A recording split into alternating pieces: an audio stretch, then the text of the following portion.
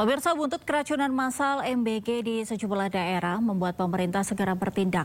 Peraturan Presiden mengenai tata kelola program makan bergizi gratis disiapkan. Tak hanya itu, ke depan guru di masing-masing sekolah akan dilibatkan.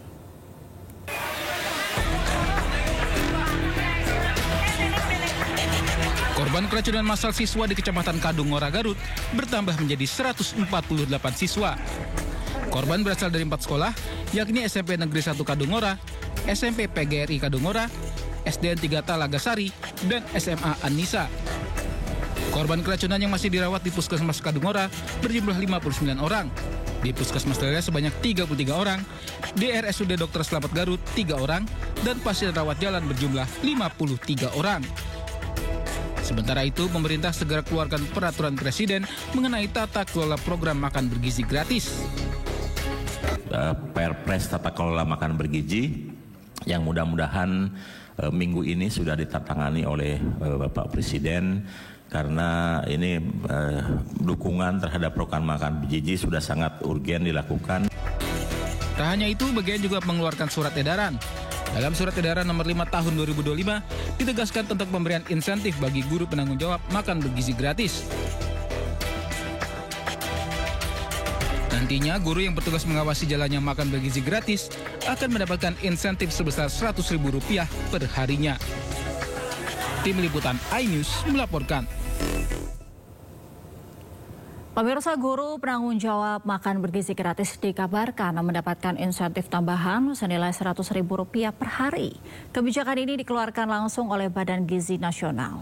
Apakah ini kebijakan positif atau justru akan membebani para guru? Kita akan membahasnya bersama Wakil Ketua Komisi 10 DPR RI, lalu Hadrian Irvani, dan Sekjen PGRI, Dudung Abdul Qodir. Selamat sore, Bapak-Bapak. Selamat sore, Mbak. Ya, sebelumnya terima kasih sudah berkenan bergabung di Sindo Sore. Mengenai hal ini saya akan ke Pak Lalu terlebih dahulu. Pak, apakah pemberian insentif bagi guru ini sebagai penanggung jawab MBG di sekolah dengan nominal Rp100.000 ini apa sudah sesuai dengan terbitnya surat edaran nomor 5 tahun 2025 dari BGN ini, Pak? Baik, Mbak. Jadi apa yang dilakukan oleh BGN hari ini secara positif kami sampaikan bahwa ini merupakan langkah yang baik ya bagi perkembangan pelaksanaan dari MBG. Karena kita ketahui bahwa pelaksanaan MBG ini kan adanya di sekolah.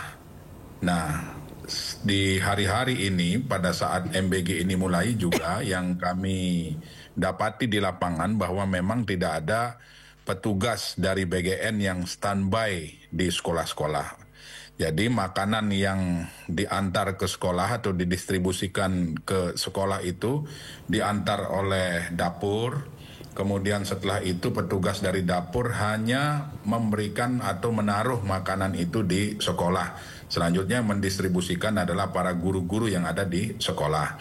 Nah, oleh sebab itu langkah yang diambil oleh pemerintah melalui BGN hari ini dengan memberikan insentif itu saya rasa suatu hal yang wajar dan harus dilakukan, karena yang melaksanakan tugas itu adalah guru-guru kita yang ada di sekolah. Kami sangat mendukung itu, bahkan sebenarnya nominalnya sangat kurang sekali itu, bila perlu ditambah sesuai dengan beban yang diberikan kepada guru-guru kita yang ada di sekolah. Namun jangan sampai nanti dengan adanya pemberian insentif ini, jangan sampai nanti fokus guru-guru kita untuk melaksanakan proses belajar mengajar menjadi terganggu.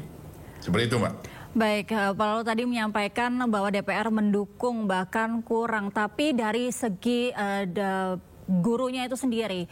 Menurut Pak Dudung, bagaimana Pak? Apakah guru ini kan saat ini sudah sangat sibuk dengan mengajar, lalu ditambah lagi harus mengurusi, mengatur, bahkan memastikan MBG dalam kondisi baik dan disebar ke murid-muridnya. Nanti ini seperti apa? Apakah ini membebani atau ada tawaran lain mungkin dari PGRI-nya melihat hal ini?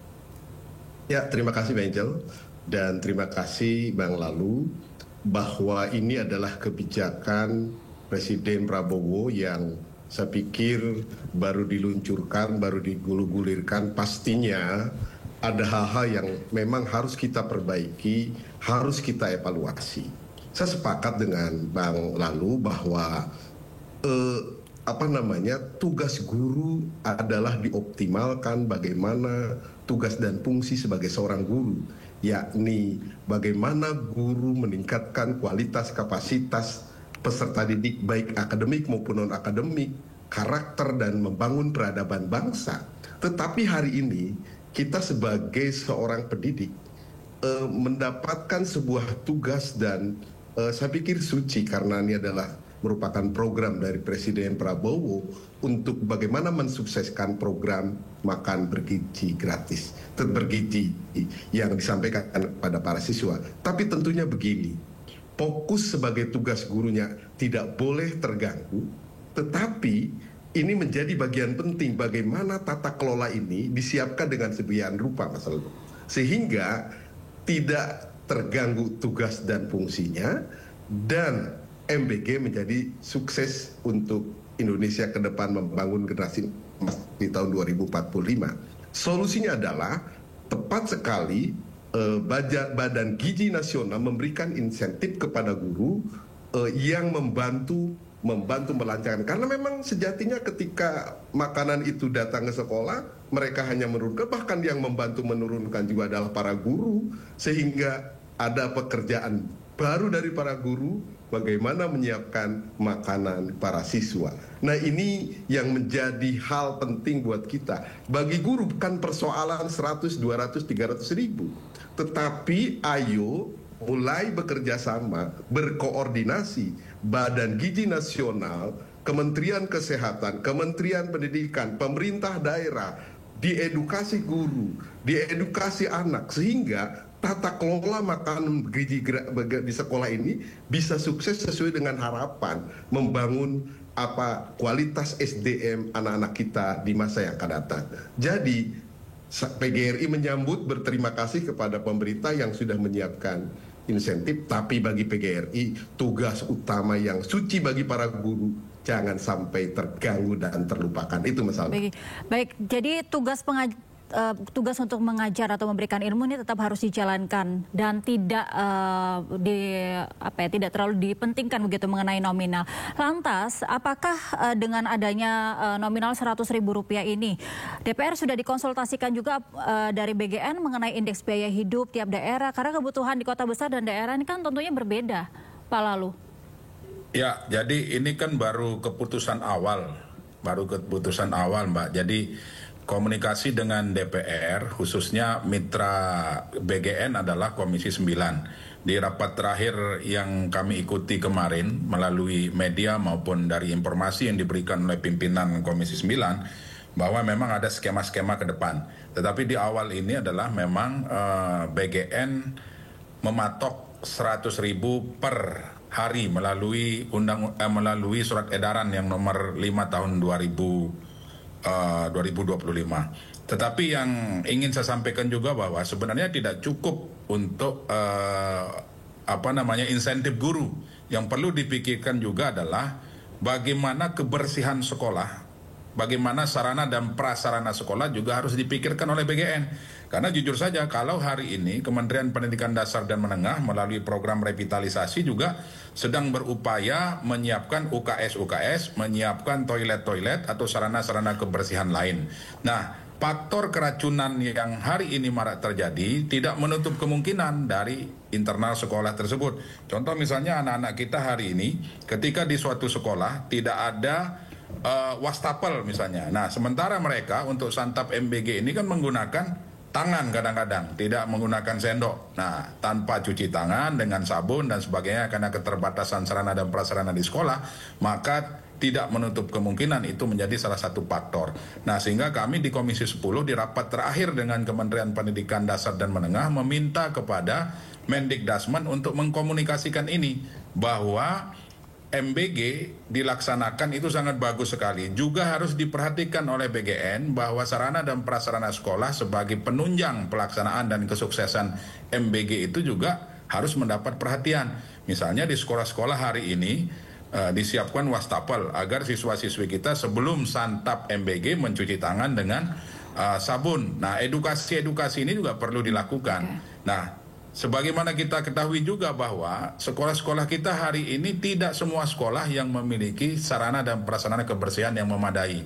Kalau Mbak Angela ke daerah-daerah 3T misalnya, di daerah-daerah marginal, daerah-daerah pelosok atau daerah-daerah yang di luar kota, di luar jangkauan, itu sarana dan prasarana sekolahnya sungguh sangat miris.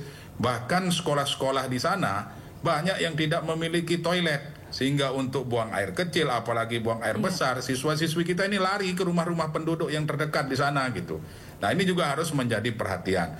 Jadi memang saya sepakat yang disampaikan oleh Pak Dudung tadi bahwa kerjasama seluruh stakeholder, mulai dari Kementerian Kesehatan melalui Dinas Kesehatan, Kementerian Pendidikan Dasar Menengah melalui Dinas Pendidikan yang ada di daerah beserta pemerintah daerah sangat perlu dilakukan. Komunikasi dengan keluarga besar sekolah juga sangat perlu dilakukan dan dilibatkan. Nah selama ini BGN terkesan menutup diri.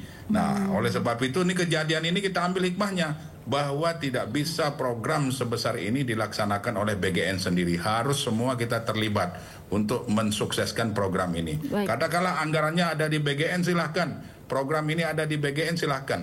Tapi mari kita sama-sama sukseskan. Pemerintah daerah juga turun tangan, kementerian-kementerian terkait juga ikut turun tangan termasuk sekolah. Begitu Mbak. Jika ini jika sekolah diminta ikut campur juga untuk mengawasi lah begitu untuk pendistribusian makan bergizi gratis ini, apakah dikhawatirkan atau ada kekhawatiran malah mengganggu proses belajar mengajar Pak Dudung?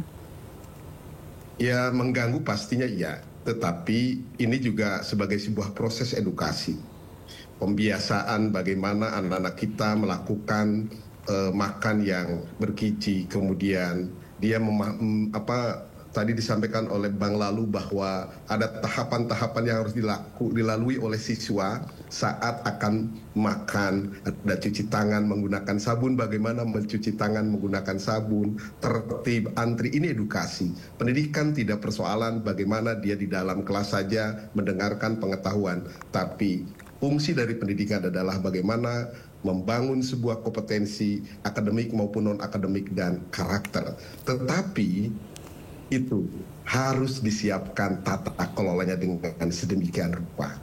Satu lagi usul mungkin dari kami, ketika sekolah melibatkan orang tua siswa melalui komite, melalui kerukunan, melalui apapun namanya, ini akan lebih mengoptimalkan bagaimana beban guru terkurangi dalam tata kelola MBG. Jadi inilah pentingnya kolaborasi, diskusi, sinergi, bagaimana mensukseskan dan bagaimana meminimalisir persoalan. Karena tentunya di daerah ini banyak terdengar masalah-masalah yang dihadapi. Tapi dengan kerjasama yang baik, kolaborasi yang baik, edukasi yang baik kepada masyarakat, kepada orang tua, kepada guru, ini saya akan menyelesaikan persoalan. Karena tentunya Bang Lalu, kebijakan yang baik adalah kebijakan yang meminimalisir masalah dan menyelesaikan masalah. Bukan how to create the new problem, tapi how to solve the problem. Itu Mas Lalu. Baik. Mengenai yang guru direpotkan ini, Pak Lalu dari Komisi 10, apakah tidak mempertimbangkan hal ini sebelumnya, Pak Lalu? Ya, kenyataan hari ini sebelum surat edaran ini keluar juga yang repot di sekolah kan guru. Bahwa di sekolah itu tidak ada sampai dengan kejadian kemarin petugas dari Badan Gizi Nasional yang ada di daerah. Tidak ada sama sekali. Justru petugas dapur datang ke sekolah hanya mengantar makanan, yang mendistribusikan sampai bahkan merapikan kembali. Bahkan ada guru saking rajinnya itu Mbak Angela mencuci rantang MBG itu di sekolah. Nah inilah yang terjadi. Ini sebenarnya harus betul-betul dihargai lebih, tidak cukup dengan 100.000. Betapa senangnya, betapa gembiranya keluarga besar sekolah itu terhadap program ini. Jadi ini yang perlu menjadi perhatian pemerintah. Nah oleh sebab itu saya sepakat dengan Pak Sekjen PGRI bahwa kerjasama semua pihak ini harus betul-betul dilaksanakan. Baik. Tidak bisa BGN bekerja sendiri karena terbukti hari ini tidak ada BGN di sekolah-sekolah, yang ada hanya guru. Jadi maksudnya ini nominal Rp100.000 untuk insentif ini apakah sebelumnya sudah dikonsultasikan juga dengan DPR, Pak? Karena ini kan juga berkaitan dengan anggaran ya. Kalau di Komisi 10 belum, kalau dengan Komisi 9 sepertinya sudah disampaikan. Tetapi sebagai mitra pendidikan yang bermitra juga dengan sekolah, dengan guru, saya sebagai pimpinan Komisi 10, 100.000 ini saya rasa cukup kurang sekali. Bila perlu ditambah lah minimal 300 atau 500.000, itu baru manusiawi kalau menurut saya. Itu harapan PGRI, Mas Lalu. Baik, mungkin mengenai dengan insentif 100.000 kepada para guru untuk mengawasi MBG ini, masing-masing dari Pak Lalu dan juga Pak Dudung mungkin bisa memberikan closing statement-nya untuk mungkin juga bisa didengar suaranya nanti Pak oleh BGN agar bisa dipertimbangkan lebih lanjut. Silakan Pak Lalu. Jadi saya berharap pertama BGN terus untuk membuka diri. Tidak boleh anti kritik. Tolong libatkan semua pihak, termasuk kebiasaan-kebiasaan yang ada di sekolah. Tolong dikomunikasikan juga dengan guru, dengan orang tua yang ada di sekolah. Kemudian berikutnya dapur-dapur yang hari ini sudah diketahui melanggar SOP, sudah ditutup saja, tidak bisa diberikan kesempatan lagi karena akan memunculkan trauma tersendiri bagi anak-anak kita. Nah, satu saja, jangankan 9.000 atau 5.000 yang disebutkan oleh Kepala BGN yang mengalami keracunan jauh dari angka target yang hari ini menerima. Ini manusia loh. Siswa-siswi kita ini manusia yang tadinya niatan Pak Presiden agar mereka diberikan asupan gizi, makanan bergizi supaya mereka sehat. Jangan sampai makanan bergizi ini justru menyakitkan mereka. Jadi saya berharap tidak boleh ada korban satu lagi. Tidak boleh ada korban satu pun siswa-siswi kita akibat dari pengelolaan dapur-dapur yang hari ini terbukti melanggar SOP. Nah itu yang kedua. Yang ketiga, BGN harus mempersiapkan sarana dan prasarana serta fasilitas kebersihan yang ada di daerah. Kementerian Pendidikan Dasar dan Menengah sebagai mitra kami, 2026 kami sudah setujui akan adanya anggaran untuk fasilitas penunjang dari MBG tersebut. Baik. Nah sekarang kami ingin itikat baik dari BGN agar BGN juga mempersiapkan sarana dan prasarana untuk penunjang suksesnya MBG yang ada di sekolah. Demikian, Mbak. Baik, terima kasih Pak. Lalu silakan Pak Dudung untuk closing statement-nya. Bagi PGRI, guru tugasnya adalah tadi 3 hal. Bagaimana meningkatkan kompetensi peserta didik baik akademik maupun non-akademik serta membangun karakter dan membangun peradaban bangsa. Yang kedua, PGRI pun ingin mengajak para guru karena ini adalah tugas nasional program Presiden Prabowo. Ayo kita bantu, ayo kita tata kelola dengan baik sesuai dengan kemampuan dan sesuai dengan mekanisme yang berlaku. Tapi kami mohon kepada BGN untuk terus melakukan kerjasama, kemudian kolaborasi dengan pihak terkait, sehingga PGRI dan guru-guru di seluruh Indonesia tidak terganggu dalam melaksanakan tugas dan fungsinya.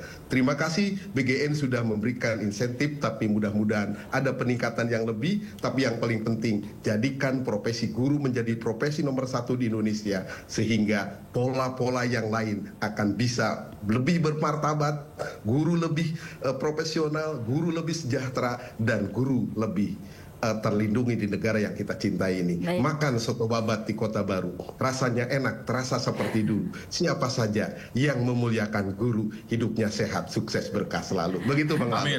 Amin. Baik.